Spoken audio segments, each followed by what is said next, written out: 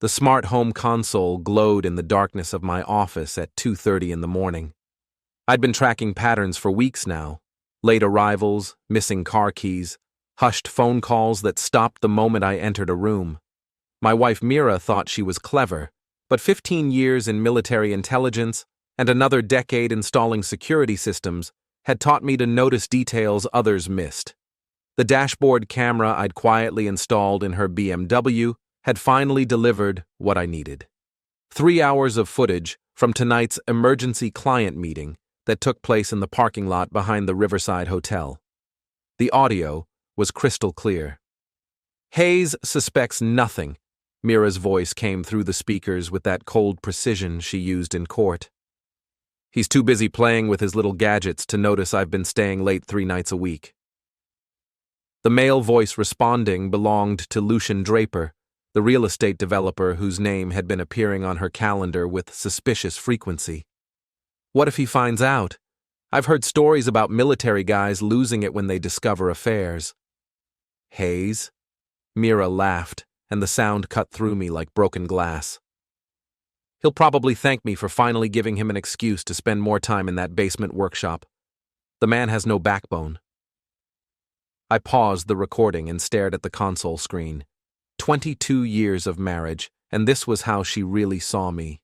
Not as the man who'd built her the dream house she'd sketched on napkins during law school.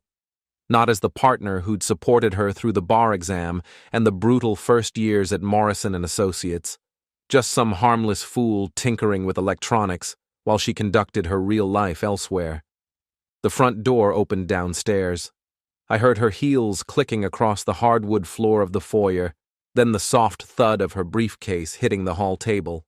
She was trying to be quiet, but the house's security system tracked every entry and exit with time-stamp precision. I saved the recording to 3 separate encrypted drives, then walked downstairs to find her in the kitchen, pouring herself a glass of wine with steady hands. "Working late again?" I asked, leaning against the doorframe. She didn't look up from her glass. "The Henderson divorce is getting complicated. You know how these high-asset cases drag on." "Must be exhausting. All those long meetings with Lucian Draper?" Her hand froze halfway to her lips. For just a moment, I saw something flicker across her face. Surprise, maybe fear. Then the mask slipped back into place, and she smiled with the same cool confidence she used to destroy opposing witnesses. "Lucian's been helping with property valuations. His expertise in commercial real estate has been invaluable." "I'm sure it has." I pulled out my phone and tapped the audio file. "Want to hear how invaluable?" The recording began playing from the restaurant conversation I'd captured 2 weeks earlier. Lucian's voice filled the kitchen. "When are you going to leave him? I'm tired of sneaking around like teenagers." Mira's response came through with perfect clarity. "Soon. I need to make sure the asset division goes smoothly. Hayes built that security consulting business from nothing, and I want my fair share." I watched my wife's face as her own voice continued. "He's so trusting, it's almost pathetic. Still brings me coffee every morning, still asks about my day, like he actually cares about the answer." The recording played for another 30 seconds before I stopped it. Mira set down her wine glass and looked at me with those ice-blue eyes that had once made me forget my own name. "How long have you known?" she asked. "Long enough to document everything, the hotel receipts, the text messages, the convenient schedule changes." I pulled out a manila folder and set it on the granite countertop between us. "Long enough to prepare." She opened the folder and found copies of bank statements, property records, and a detailed timeline of her movements over the past 2 months. Her lawyer's training kicked in as she flipped through the pages, but I could see her calculating the implications. "You've been spying on me." "I've been protecting myself. There's a difference." Mira closed the folder and straightened to her full height. In her heels and tailored suit, she looked every inch the successful attorney who'd never lost a case that mattered. "So what happens now? You file for divorce and we split everything down the middle?" "Actually, no." I walked to the hall closet and retrieved the large suitcase we'd bought for our anniversary trip to Europe last year. The trip that had been canceled because of her caseload. I think you should pack. Pack? She laughed, and the sound was exactly as sharp and dismissive as it had been on the recording. Hayes, you can't just kick me out of my own house. This isn't some military barracks where you can issue orders and expect them to be followed. I set the suitcase on the kitchen island and opened it. You're right. This is better. The laughter died in her throat as I began removing items from my jacket pockets. First, the sales receipts from Goldstein's fine jewelry, where I'd sold back the diamond tennis bracelet she'd claimed was a gift from her grateful clients. Then the receipt from the luxury consignment shop that had purchased her designer handbag collection. Finally, the documentation from the car dealership showing the transfer of her BMW's title. You sold my things? Her voice had lost its courtroom composure. I liquidated community property to cover outstanding debts and prepare for asset division. I pulled out my phone and showed her the bank notification.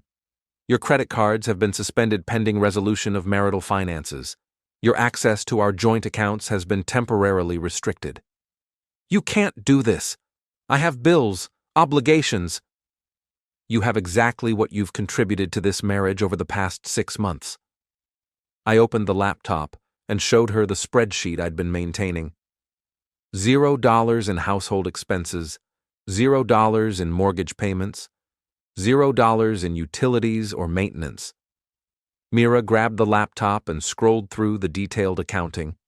Every expense was categorized and sourced, from grocery receipts to insurance payments.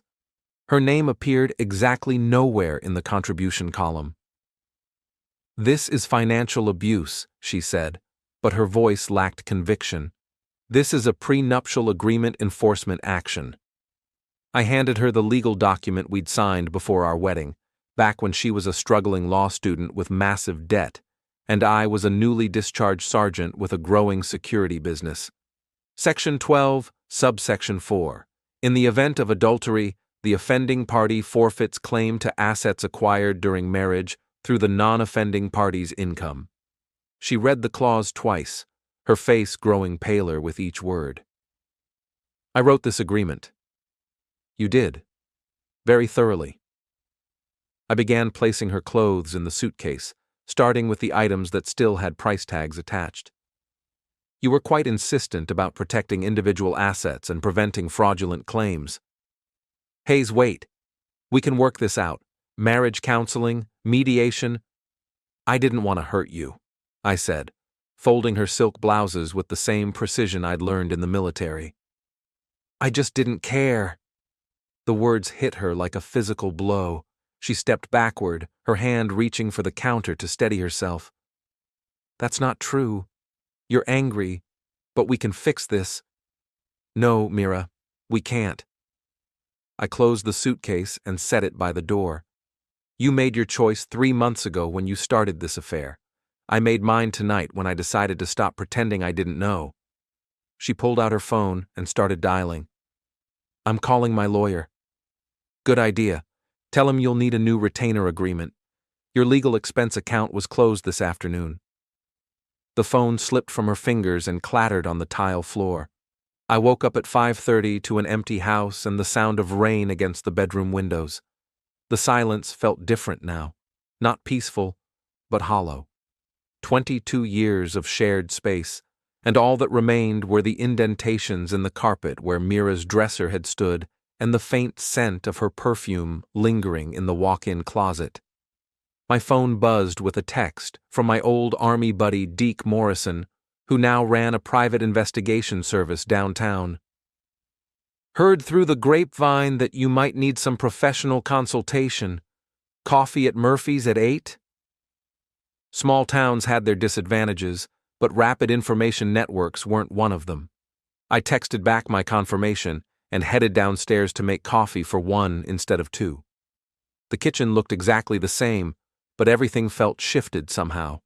The granite counters I'd installed myself, the custom cabinets Mira had insisted on, the breakfast nook where we'd planned our future over Sunday morning newspapers, all of it was mine now, but it felt like a museum exhibit of someone else's life. I opened my laptop and reviewed the security footage from the cameras positioned around the property perimeter. Mira had left at 11:47 the previous night, driving her rental car with jerky, aggressive movements that suggested she was either furious or fighting tears. Possibly both. At 7:15, a silver Mercedes pulled into my driveway. I recognized it immediately as belonging to Tessa Whitmore, Mira's oldest friend and fellow attorney at Morrison & Associates. She sat in the car for several minutes, apparently gathering courage, before walking to my front door. I opened it before she could knock. Hayes. She stood on my doorstep in a perfectly tailored business suit, her auburn hair pulled back in the severe bun she favored for court appearances. We need to talk. About what? About the fact that you've lost your mind. She pushed past me into the foyer. Mira called me last night, crying and homeless because her husband decided to play financial hardball over a minor indiscretion. Minor indiscretion? I closed the door and followed her into the living room. Is that what we're calling a 3-month affair now? Tessa turned to face me with the same aggressive stance she used to intimidate opposing counsel. Marriage is complicated, Hayes. People make mistakes. That doesn't mean you destroy someone's entire life over them. I didn't destroy anything. I enforced a legal agreement that your friend wrote and signed. Don't hide behind paperwork. She stepped closer, her voice dropping to the threatening whisper that had made her reputation in family court. Mira is staying in a hotel room that costs $60 a night because you froze her access to money she helped earn. Money I earned while she was conducting her relationship with Lucian Draper in restaurants I paid for, wearing jewelry I bought, driving a car I insured. I walked to the window and looked out at her Mercedes. Speaking of which, how exactly is she affording legal representation? Morrison & Associates doesn't provide free consultation for personal matters. Something flickered across Tessa's face, just for a moment, but long enough for me to catch it. She has friends who care about her welfare. Friends like Lucian? Friends like me. But her voice had lost some of its conviction. I pulled out my phone and showed her a photograph I'd taken the previous evening outside Lucian's downtown office building. It showed Tessa's Mercedes parked next to his black Escalade in the otherwise empty parking garage. The timestamp read 8:30 p.m., roughly 2 hours before Mira had called her for help. Interesting timing, I said. Mira calls you in crisis, but you're already downtown meeting with her boyfriend. Tessa's composure cracked slightly. That's not what it looks like. What does it look like? She was quiet for a long moment, staring at the photograph. When she spoke again, her voice had lost its courtroom authority. Lucian asked me to talk to you. He's concerned about how this situation might affect his business reputation. His business reputation. He's in the middle of a major development deal with the city council. A scandal could jeopardize millions in contracts. I laughed, and the sound surprised me with its bitterness. So this isn't about Mira's welfare at all. This is about protecting Lucian's commercial interests. It's about protecting everyone involved, including you. Tessa straightened her jacket and tried to regain her professional demeanor. Lucian has resources, Hayes. Legal resources, political connections. You don't want to make him an enemy. Is that a threat? It's friendly advice from someone who understands how these things work. I walked to my desk and retrieved a manila envelope I'd prepared the night before. Speaking of how things work, I have something for your friend Lucian. Tessa took the envelope and looked inside. Her face went pale as she examined the contents. Photographs of Lucian's car parked outside the Riverside Hotel on 6 different occasions, credit card receipts from restaurants where he'd entertained my wife, and a detailed timeline of their meetings cross-referenced with Mira's work schedule. This is stalking, she whispered. This is evidence collection. There's a difference. I took back the envelope. Tell Lucian that I'm not interested in making him an enemy. I'm interested in making him irrelevant. Tessa walked to the door, then turned back. Mira loves you, Hayes. Despite everything, she still loves you. No, she doesn't. She told me herself last night that she didn't want to hurt me. She just didn't care. I opened the door for her. The feeling is mutual now. After she left, I finished my coffee and drove downtown to meet Deke at Murphy's Diner. The rain had stopped, but the sky remained overcast and threatening. Perfect weather for the conversation I was about to have. Murphy's Diner occupied the corner of Main and Federal Streets in a building that had been serving coffee and gossip to the local community for over 60 years. The red vinyl booths and black and white checkered floor hadn't been updated since the Carter administration, but the coffee was strong and the conversations were private. Deke Morrison sat in the back booth, reading a newspaper and working on his second cup. He'd put on weight since our Army days, but his eyes were still sharp and his handshake still firm. 20 years as a private investigator had taught him to notice details and ask uncomfortable questions. "You look like hell," he said, as I slid into the booth across from him. "I feel worse than I look." "That's saying something." He folded his newspaper and studied my face. "Tessa Whitmore was here an hour ago, asking questions about your mental state and whether you'd made any threats against her client." "Her client?" "Lucian Draper. Apparently he's concerned about his safety and wants documentation of any harassment or intimidation." I ordered coffee from the waitress and considered this development. "What kind of questions?" "Whether you'd been drinking heavily, whether you owned firearms, whether you'd ever displayed violent tendencies during our military service." Deke leaned back in his booth. "I told her you were the most stable person I'd served with and that your idea of violence was disconnecting someone's internet service." "What's your professional assessment of the situation?" "Professionally? You're being set up." He pulled out a small notebook and flipped through several pages.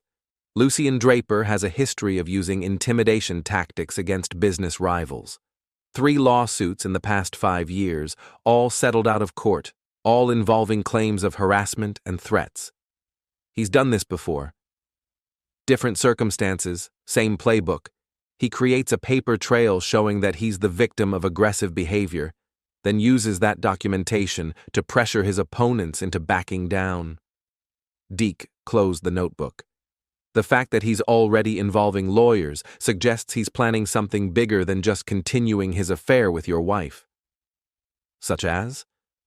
"Such as claiming that your enforcement of the prenuptial agreement constitutes domestic abuse, such as filing restraining orders that would force you out of your own home, such as positioning himself as Mira's protector against her unstable ex-husband."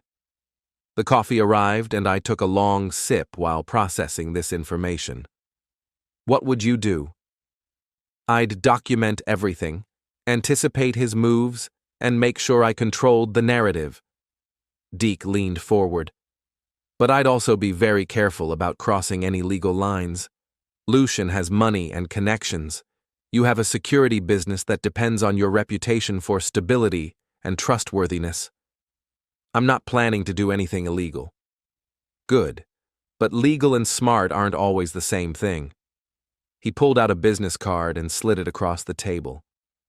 "This is a lawyer I know who specializes in family law and asset protection. She's expensive, but effective." I pocketed the card. "What about the investigation side?" "What do you want to know?" "Everything. Lucian's business dealings, his personal history, his financial situation. If he's planning to make this ugly, I want to be prepared." Deke nodded. "Standard background check runs $500 plus expenses. Deep financial investigation is $1,500 plus expenses.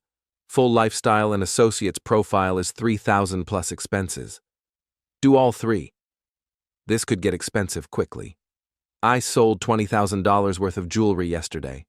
I can afford to be thorough." Deke made notes in his book. "What about Mira? Do you want surveillance on her activities?" I considered this. The smart answer was yes. Document her continued relationship with Lucian, track her movements, build a case for the divorce proceedings that were inevitably coming. But something inside me rebelled against the idea of spying on the woman I'd shared a bed with for over 2 decades. No, whatever she does now is her choice to make. Even if it affects your legal position? Even then. Deke studied my face for a moment, then nodded. Your call. I'll start with Lucian and see what develops. We finished our coffee and discussed logistics. Deke would begin his investigation immediately and provide daily updates through encrypted email. I would continue documenting any contact from Mira, Lucian, or their representatives. We would meet again in 3 days to review findings and plan next steps. As I drove home through the gray morning, I felt something I hadn't experienced in months, a sense of purpose. For too long, I'd been reacting to events instead of controlling them. Mira and Lucian had made their moves in secret, believing I was too trusting or too weak to respond effectively. They were about to discover how wrong they'd been. My phone buzzed with a text message as I pulled into my driveway. The number was blocked, but the message was clear. We need to talk. Meet me at the Riverside Hotel bar tonight at 8. Come alone. L. I stared at the phone for several minutes, then forwarded the message to Deke with a brief note. The fish is taking the bait. Lucian wanted a meeting. I was happy to oblige. The Riverside Hotel had been the crown jewel of downtown when it opened in 1924, but 8 decades of deferred maintenance and changing economics had reduced it to a tired refuge for traveling salesmen and people conducting business they didn't want, conducted in more respectable establishments. The bar occupied a corner of the lobby, separated from the reception desk by a wall of frosted glass that provided the illusion of privacy without actually delivering it. Red leather chairs surrounded small round tables, and the lighting was dim enough to hide facial expressions, but bright enough to read documents. I arrived at 7:45 and chose a table with clear sightlines to both entrances.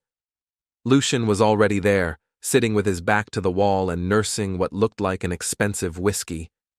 He'd dressed carefully for this meeting: charcoal suit, silk tie, gold watch that probably cost more than most people made in a month. Hayes. He stood and extended his hand as I approached. Thank you for coming. I ignored the handshake and took the chair across from him. You said we needed to talk. We do. He signaled the waitress and ordered another whiskey, then looked at me expectantly. Coffee, black. Lucian waited until the waitress left before leaning forward. This situation has gotten out of hand. I think we can find a solution that works for everyone involved. What situation? Your wife is sleeping in a $60 hotel room because you've cut off her access to money and resources. That's not the action of a reasonable man. My wife is sleeping in a hotel room because she chose to have an affair instead of honoring her marriage vows. The financial consequences are spelled out clearly in the prenuptial agreement she wrote and signed. Legal technicalities aside, we're talking about basic human decency. Lucian's voice carried the smooth confidence of someone accustomed to getting his way through charm and intimidation. Mira made a mistake, but she doesn't deserve to be punished like a criminal. What do you want, Lucian? He reached into his jacket and pulled out a folded check. $50,000, enough to cover Mira's immediate expenses and give her time to get back on her feet. I looked at the check without touching it. In exchange for what? In exchange for you dropping this vindictive enforcement of your prenuptial agreement. Let her move back into the house, restore her access to your joint accounts, and handle this divorce like civilized adults. And what do you get out of this arrangement? I get to sleep at night knowing I haven't destroyed someone's life over a relationship that was never meant to hurt anyone. The coffee arrived, and I took a sip while studying Lucian's face. He was nervous despite his confident demeanor. There was tension around his eyes and his hands weren't quite steady. This meeting wasn't about protecting Mira. It was about protecting himself. You're worried about your reputation, I said. I'm worried about a lot of things. Specifically, you're worried about the city council development deal. the one worth $12 million in contracts over the next 3 years. Lucian's mask slipped slightly. I don't know what you're talking about. Harborview mixed-use development, luxury condominiums, commercial space, waterfront restaurant. Your company submitted the winning bid 6 months ago, but the contracts aren't signed yet. I pulled out my phone and showed him a photograph of the city council meeting agenda I'd downloaded that morning. Final approval vote is scheduled for next Tuesday. That's public information. So is this. I showed him another photograph, this one of him and Mira entering the Riverside Hotel together 3 weeks earlier. The timestamp showed 2:15 in the afternoon, and Mira was clearly recognizable despite her attempts to dress casually. You've been following us. I've been documenting my wife's activities for potential divorce proceedings. The fact that you're in the photographs is incidental. I put away my phone. But I imagine the city council members might find it interesting that their development partner has been conducting an affair with a married woman in the same hotel where they're planning to invest taxpayer money. Lucian finished his whiskey in one swallow. What do you want? I want you to stay away from my wife. That's between Mira and me. No, it's between you and me. I leaned forward. Mira is an adult who made her choices. But you made choices too, and those choices have consequences. Are you threatening me? I'm explaining reality. You have a business reputation to protect and contracts to secure. I have evidence of your affair and the resources to make that evidence public. I stood up. Your $50,000 check is meaningless to me. My wife's comfort is no longer my concern, but your comfort should be your concern. I left him sitting at the table and walked out of the hotel. The evening air was cool and damp, carrying the smell of rain and the distant sound of traffic. I felt calmer than I had in weeks. My phone buzzed with a text from Deke. Preliminary background check complete. You need to see this. Meet me at my office tomorrow at 9 a.m. I drove home through streets that looked different somehow. Smaller, more manageable. For months, I'd felt like I was drowning in circumstances beyond my control. Now I was beginning to understand that I'd never been powerless. I'd just been choosing not to use the power I had. That was about to change. Deke's office occupied the second floor of a converted warehouse in the Arts District, wedged between a pottery studio and a vintage clothing store. The building had exposed brick walls and industrial lighting that made everything look like a crime scene, which was probably appropriate for a private investigator's workspace. I climbed the narrow stairs and found Deke waiting with a pot of coffee and a thick manila folder spread across his desk. He looked like he hadn't slept much. "Tell me you're sitting down for this," he said, as I took the chair across from him. "I'm sitting." "Lucian Draper is broke." I stared at him. "That's impossible. The man drives a $70,000 car and lives in a penthouse apartment. The car is leased through his business, which is 3 months behind on payments. The apartment is mortgaged to 95% of its assessed value, and he's missed 2 payments in the past 6 months. Deke handed me a credit report that looked like a medical chart for someone in critical financial condition. Total debt, $2.4 million. Liquid assets, approximately $30,000. How is he still in business? He's not. Draper Development LLC filed for Chapter 11 bankruptcy protection last month. The Harborview project is his last chance to avoid complete financial collapse. I studied the documents, trying to reconcile this information with the confident businessman I'd met the previous evening. Where did you get all this? Public records, mostly. Bankruptcy filings, court documents, property records. The rest came from a friend who works in commercial lending. Deke pulled out another folder. But that's not the interesting part. It gets more interesting? 3 months ago, right around the time his affair with Mira started, Lucian hired a private investigator to conduct surveillance on you. The room seemed to tilt slightly. What kind of surveillance? Financial background, business relationships, personal habits. He wanted to know everything about your assets, your income, your vulnerabilities. Deke handed me a copy of the investigation report. He paid $5,000 for information he could have gotten from a basic internet search. I flipped through the report, which contained accurate but superficial information about my security consulting business, my military service record, and my marriage to Mira. Why would he need this? Because he wasn't just having an affair with your wife. He was planning to marry her. Deke pulled out a final document that made my stomach drop.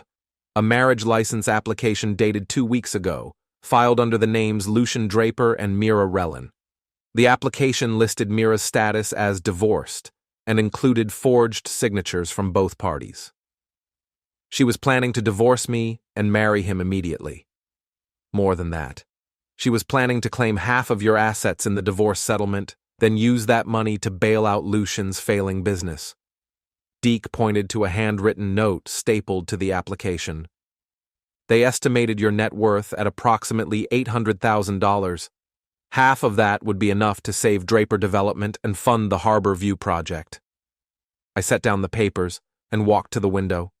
The street below was busy with morning traffic, people heading to jobs and appointments, and normal lives that didn't involve discovering that their entire marriage had been a carefully orchestrated financial fraud. How long have they been planning this? Based on the timeline, I'd say 6 months minimum. The surveillance on you started in March. The bankruptcy filing was in April. The affair began in May, right after Lucian received the preliminary report on your finances. So none of this was spontaneous. None of it. This was a business arrangement from the beginning. Deke joined me at the window. I'm sorry, Hayes. I know this isn't what you wanted to hear. Actually, it was exactly what I needed to hear.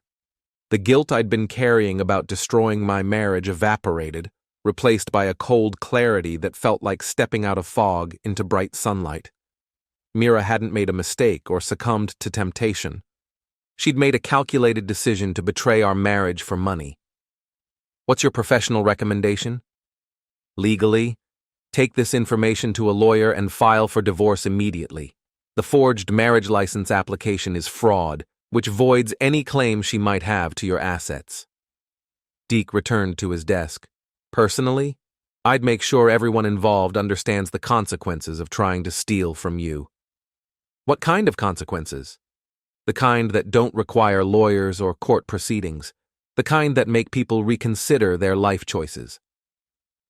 I thought about Lucian's nervous demeanor the previous evening, Tessa's aggressive defense of Mira's actions, and my wife's shocked reaction when I'd enforced the prenuptial agreement. None of them had expected me to fight back. I want you to continue the investigation. Full financial background on Mira's recent activities. Any connection between her law firm and Lucian's business dealings. Any evidence of additional fraud or conspiracy. That's going to be expensive. I can afford it. I picked up the marriage license application and studied the forged signatures. I can afford to be very thorough. Deke nodded. What about the Harbor View development vote next Tuesday? What about it?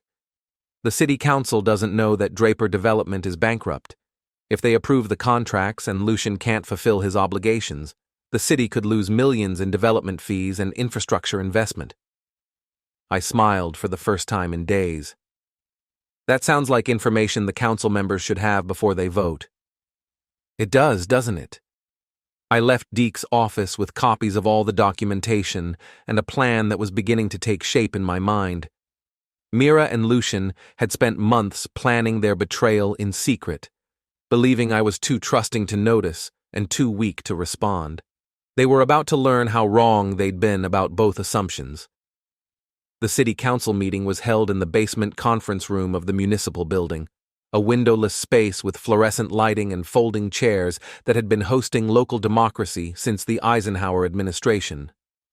12 council members sat at a horseshoe-shaped table, facing an audience of about 30 residents and business owners who'd come to observe the Harbor View development vote. I arrived early and took a seat in the back row, carrying a briefcase that contained copies of all the documentation Deke had assembled over the past week. Lucian sat 3 rows ahead of me, dressed in his best suit and flanked by 2 lawyers who looked expensive and confident. Mira wasn't there, which surprised me until I remembered that she was probably still staying in the hotel room and avoiding public appearances. The scandal of our separation had already begun circulating through the local legal community, and her reputation was suffering. "Good evening, everyone." Mayor Patricia Coleman called the meeting to order with a wooden gavel that had probably been used for decades. "We have several items on tonight's agenda, but I know most of you are here for the Harbor View development vote." The presentation began with architectural renderings and financial projections that made the project look like a guaranteed success. Lucian spoke confidently about job creation, tax revenue, and community development, but I could see the tension in his shoulders and the slight tremor in his hands. "Are there any questions from the council?" Mayor Coleman asked after the presentation concluded. Councilman Robert Hayes, no relation despite the shared surname, raised his hand.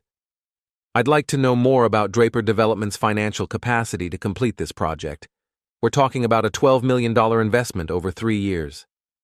"Our financial statements are included in your packets," Lucian replied smoothly. "Draper Development has a strong track record of successful projects and adequate capitalization for this undertaking. What about recent financial activity? Any significant changes in your company's status over the past 6 months?" Lucian's confidence wavered slightly. "I'm not sure what you're referring to." I stood up and raised my hand. "Mayor Coleman, I have information relevant to this discussion." "And you are?" "Hayes Relin. I'm a local business owner and taxpayer, and I have documentation showing that Draper Development filed for Chapter 11 bankruptcy protection last month." The room erupted in surprised murmurs. Lucian's lawyers immediately began whispering urgently in his ears, and several council members started flipping through their packets looking for financial statements. "That's a serious allegation," Mayor Coleman said. "Do you have proof?"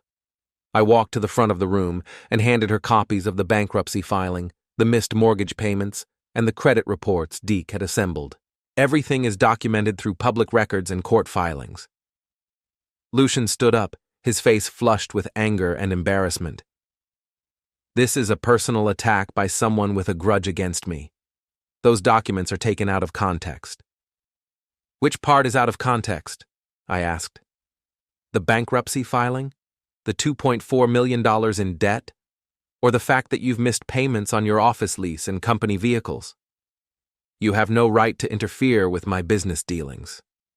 I have every right to ensure that my tax dollars aren't invested in a project managed by someone who can't pay his own bills." I turned to address the council directly. "Ladies and gentlemen, you're about to approve contracts with a company that doesn't have the financial resources to complete this project. When Draper Development inevitably collapses, the city will be left with a half-finished development and millions in lost investment." Mayor Coleman studied the documents I'd provided, then looked at Lucian. "Mr. Draper, how do you respond to these allegations?" "The bankruptcy filing is a temporary restructuring measure. It doesn't affect our ability to complete the Harbor View project." "Actually, it does." I pulled out another document from my briefcase. Chapter 11. Bankruptcy law requires court approval for any new contracts or major expenditures. Mr. Draper can't legally sign the development agreement without permission from his bankruptcy trustee. The room fell silent, except for the hum of fluorescent lights and the scratching of pens as council members took notes. Lucian's lawyers were frantically shuffling through papers, apparently trying to find some legal argument that would salvage the situation. "I move to table this vote pending further investigation of the contractor's financial status," Councilman Hayes said. "Seconded," came from 3 other council members simultaneously. "All in favor of tabling the Harbor View development vote?" 12 hands went up. The motion passed unanimously. Lucian gathered his papers with shaking hands and walked toward the exit, followed by his lawyers and the curious stares of everyone in the room. As he passed my row, he stopped and leaned close enough for only me to hear. "This isn't over," he whispered. "Yes, it is," I replied quietly. "You just don't know it yet." After the meeting ended, I drove to the Riverside Hotel and asked the desk clerk to ring Mira's room. She answered on the 3rd ring, her voice hoarse and tired. "It's Hayes. I'm in the lobby. We need to talk. I don't have anything to say to you. Then you can listen. She appeared 15 minutes later, wearing jeans and a sweater instead of her usual business attire. She looked smaller somehow, diminished by the events of the past week. You destroyed Lucian's business tonight, she said as she sat down across from me in the hotel bar. Lucian destroyed his own business. I just made sure the city council knew about it before they made a $12 million mistake. He could lose everything. He already lost everything. The bankruptcy filing was public record. I just made sure the right people saw it. Mira ordered wine and stared at the table for a long moment. What happens now? Now you decide what kind of person you want to be. I pulled out the forged marriage license application and set it on the table between us. You and Lucian planned this entire affair as a way to steal my assets and save his failing business. The marriage license is dated 2 weeks ago, but it lists you as divorced. She looked at the document but didn't touch it. Where did you get this? Does it matter? What matters is that you committed fraud by filing false information with the state. What matters is that you spent 6 months planning to betray our marriage for money. Hayes, I can explain. No, you can't. There's no explanation that makes this acceptable. I stood up and left the marriage license on the table. I filed for divorce this afternoon. You'll be served with papers tomorrow morning. The prenuptial agreement stands, which means you get exactly what you brought into this marriage. Nothing. I need a lawyer. You need a lot of things. A lawyer is probably the least important. I walked toward the exit, then turned back. You said you didn't want to hurt me. You just didn't care. I want you to know that I don't care either anymore. The difference is, I never laughed about it. I left her sitting in the hotel bar with the forged marriage license and the ruins of her carefully planned betrayal. The evening air was cool and clean, carrying the scent of rain and the promise of a storm that would wash the streets clean. For the first time in months, I felt like myself again. Not the trusting fool who'd ignored obvious signs of betrayal, not the angry husband seeking revenge, but the man I'd always been, someone who noticed details, planned carefully, and protected what mattered. Mira had laughed when she thought she'd outsmarted me. But I'd gotten the last laugh after all. The divorce was finalized 6 weeks later. Lucian's development company collapsed completely when the bankruptcy court refused to approve any new contracts. He moved to another state to avoid his creditors and the local scandal. Mira found work with a small law firm in a neighboring town, practicing family law for clients who couldn't afford the luxury attorneys she'd once worked alongside.